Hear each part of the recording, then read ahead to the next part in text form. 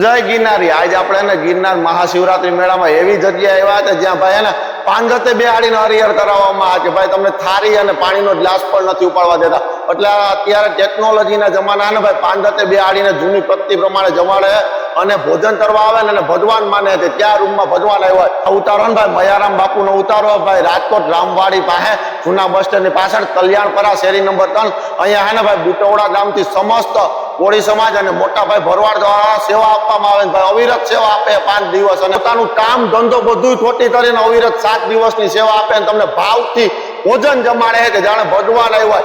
આ તમે 500 થી 1000 રૂપિયા જો ને આ પ્રસાદી તમને હે ને ભાઈ હોટલમાં નહીં જડે. તમને ખીચડી રોટલા શાક દાળ ભાત દૂધ છાશ તારામ બાપુના સાનિધ્યમાં હે ને ભાઈ અસુટ અવિરત અનક્ષેત્ર વર્ષો ત્યાં ચાલુ અને હજારો લોકો આવે ને પાંડતે બેહાડે.